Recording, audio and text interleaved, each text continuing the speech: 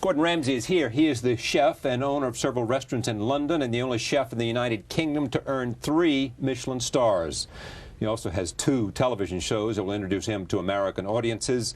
One is Ramsay's Kitchen Nightmares. It's on BBC America, and here is a look. The other, Hell's Kitchen, is on Fox Television, and here is a clip of that show. I'm Gordon Ramsay. Welcome to Hell's Kitchen. Whose is this? Andrew, Chef Ramsay. Andrew, step forward. And what is it? It's called Andrew's Absolute Penne. Andrew's Absolute Penne. Correct.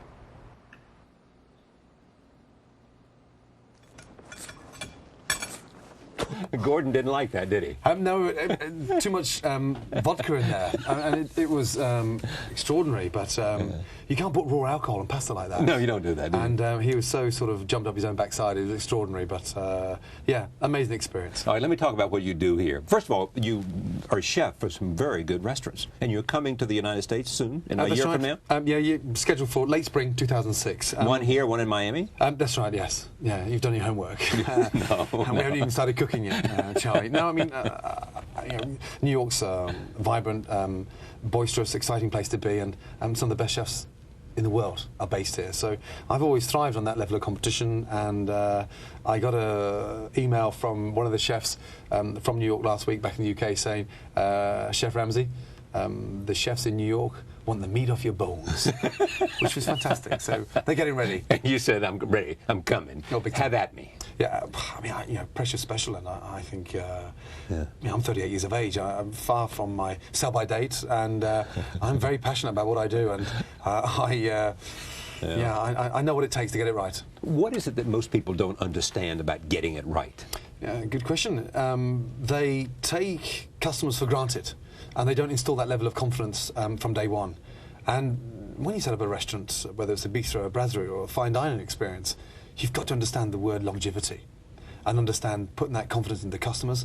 The first visit is crucial, but the second, third and fourth is absolutely paramount. Not becoming too fussy, and in a way, understanding the customer's needs, where very few chefs ever get to put themselves in the customer's perspective. Is it 50% food and 50% that whole other thing beyond food? It's like, it's the balance, and you know, understanding that sort of fine attention to detail. It's not just about the food. It's not just about the decor. It's the first minute you pick up the phone and make a reservation.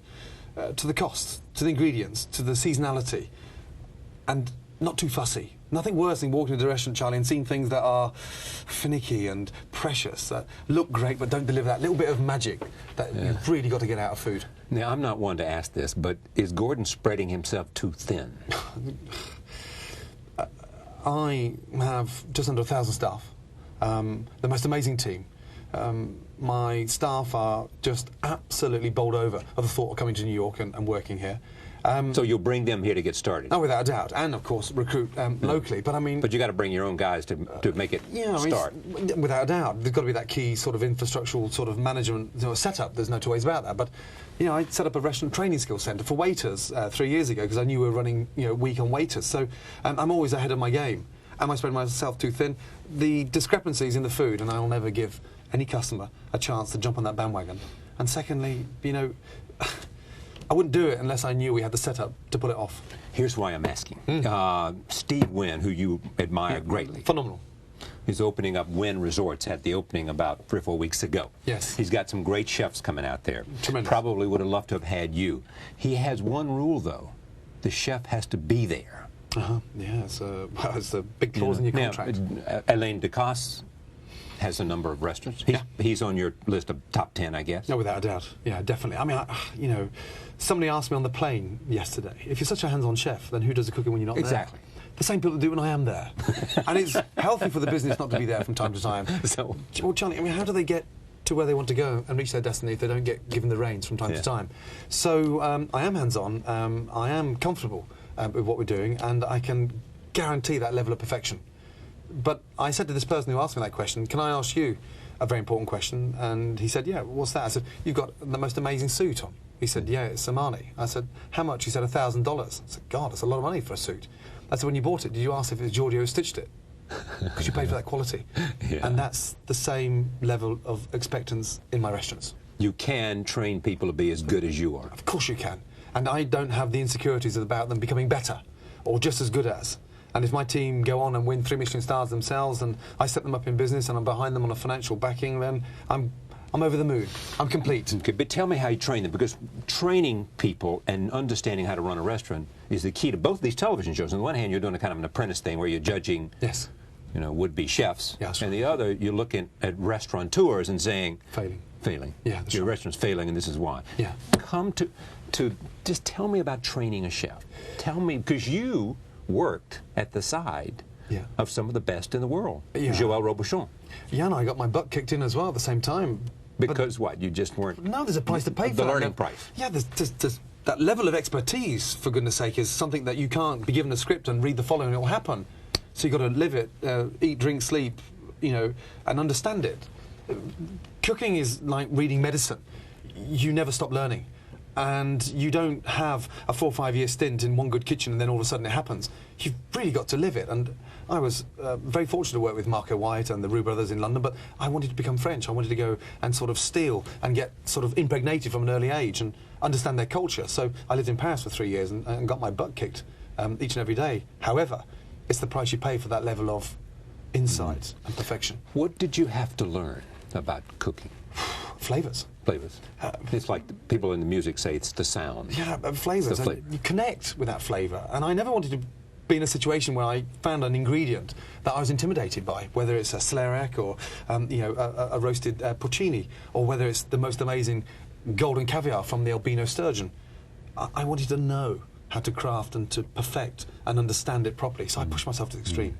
Is it fair to say London, which is a great town and everybody knows that, 20 years ago didn't have that many great restaurants, it is said. Shocking. Today, London is a great restaurant town. Yeah, we've been What dogged. happened? We woke up. People are fed up with sort of meat and two veg and stodge and exactly. stinky pie and Shepherd's mushy peas. pie, right, Yeah, right, shocking. right. And as a nation, we were feeling guilty of being so dogmatic in our approach to good food. Sat on the abundance of ingredients that we were sat on, Yeah, and understanding that we are what we eat, and you know, get rid of this tarnished image. But there's a lot of chefs that have been working so hard, so hard to revamp that image. And you know, it's become the next sort of big thing to go out and experience, and that's what keeps me on my toes, is the level of expectations, not just from your customers, but making sure they don't stay bored, because no one tells you customers are leaving and disappearing. You don't find that until 6-7 months down the line, so you've really got to stay on there with your fingers on the pulse. Are there any trends happening in either restaurants or cooking? Yeah, it's really funny you should say that, because one item I've never allowed myself to be is trendy. I know. October '93 was the first time we opened our restaurant at the age of 26. We won 2 Michelin stars within 3 years. I never fell in the realms of a trendy restaurant because they have a very short longevity. Okay, But I wasn't talking about trendy restaurants. I was just talking about something. Go ahead. Sushi's been a phenomenal. Nobu has done, you know, their utmost best to sort of put, you know, Japanese culture. Now, is that back because up. of health, or you think people know that fish is good for you? And that Combination of both, really. Again, when you're paying for that quality of ingredients, there's a really nice feeling about paying for something of high quality, and there's no discrepancies in delivering that level of excellence. That was, you know, paramount to London. The Pacific Rim has been a sort of trendy sort of fascination where it's been sort of East meets West, and that bombed. That didn't work at all. So customers are, you know, looking always for the next big thing, and you've got to be ahead of them before they tell you what they found. most people, it is the dream. It is a romantic dream to own a restaurant by so many people. Lawyers, doctors, investment bankers, athletes, lots of other people. And many of them start, and many of them fail. Why do you look at nightmares of all the people? Why do they fail? They fall in love with the idea and not in touch with reality.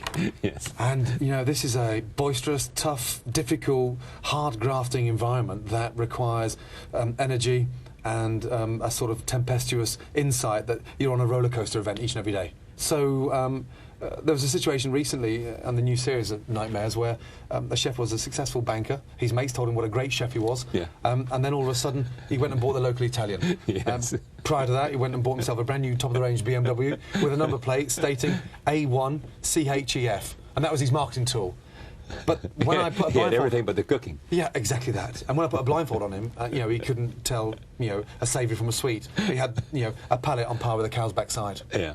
All right, I want to see one more scene from Ramsay's Kitchen Nightmare. This is you sampling Tim's scallops. Roll tape. You know, Come on, that was a bit of acting on your no, part, wasn't it? absolutely, I can Come on, man, you didn't have to guarantee go over there. What? I mean, honestly, I guarantee the fact that, you know, he'd left them defrost overnight outside. And a scallop rots from the inside out, so you never ever get to understand until it's, you know, too late. Yeah. And, you know, roasted black pudding with sautéed scallops, with deep-fried Parma ham, finished with a hollandaise sauce spiked with paprika. It just sounds enough to make you feel sick, let alone don't taste want it. that. So why are we cutting, you know, rings out of black pudding, and why are we leaving scallops out overnight to defrost? I mean, extraordinary. So you said you made him famous in London? I mean, the guy's a legend now. I mean, he's on every talk show, and the guy that poisoned Gordon Ramsay. About the Gordon Ramsay treatment. Yeah, I mean, and you know, I wasn't just sick, you know, for a few hours after. It took me 48 hours To get rid of the taste. to get rid of it. No, and, I mean, I was ill. I mean, I was violently sick. So you were angry there, legitimately? Well, I was pleased in one Disappointed. sense that it was me and not a customer. But secondly, I mean, it could cause some serious damage to someone like that. So what happened to this poor fellow? Well, I mean, I went back a month later because you play catch-up to see Right, where the yeah. restaurants are, and extraordinary. The food in the fridges were disgusting, and the... Hadn't improved? No, he'd sat back on his laurels, and you know, we got it up to sort of a local bistro, and he'd just gone back. Honestly, Charlie, I went into the fridge, and there was mushrooms and tomatoes and leeks that were covered in fur. That had gone that far off. So, unfortunately, I don't think so. I shut it down. You did? I had no option but to shut it down, which you'll see How on do the you read. shut it down in terms of health code or something? I took the, you know, the bull by the scruff of the neck, and I closed it down. There's no way on earth I could ever afford to be part of that and to allow that place to continue opening. I told the owner that she has to completely fumigate the place and shut it down. Tell me the best success you've had with these people. The best success? I think it was to do with the Kitchen Nightmares in Lake Windermere, the Glass House restaurant, which was an extraordinary experience. But again, the first time they fed me, you know, I got sort of Thai chili fish cakes in the middle of a romantic Lake Windermere. They didn't use any of the Herdwick lamb or any of the local fish on Lake Windermere. And the second big success is in the new series. Mama Sherry is a soul food shack down in Brighton, and she was an amazing American chef that cooked fabulously, brilliant. But what she hadn't realised is that she'd fostered 35 children, and all her staff were being treated like her children, therefore taking advantage of her and treating the business as if it was their best mate scenario.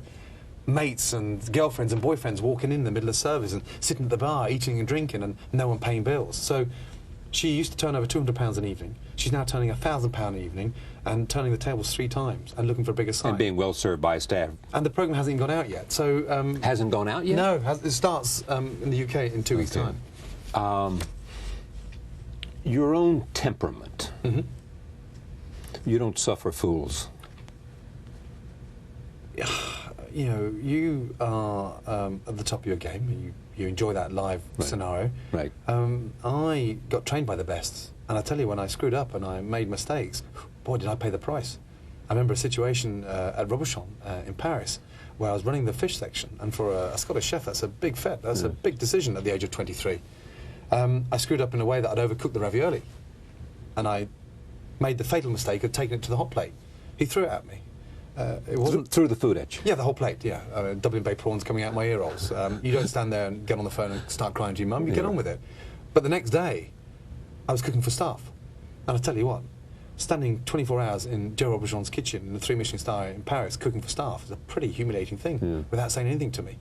And I didn't know whether I was He getting didn't tell you sacked. you were in or out, he just said, you're cooking for the staff. You're not cooking for my customers anymore. No. And do you know what? I got a bowl of trimmings. But I tell you what, I made the tastiest, the most delicious, the most sought-after star food with a bowl of trimmings. And it's really weird, because when I get a new cook in the kitchen now, a young guy, I do exactly the same. I give him a bowl of trimmings. And if you can make something really incredible from that bowl of trimmings and turn something pretty plain and boring into something successful, I tell you what, you've got a very talented cook there in the making. Yeah. Ramsay's Kitchen Nightmare is the series which we have been talking about. Thank you for joining us. See you next time.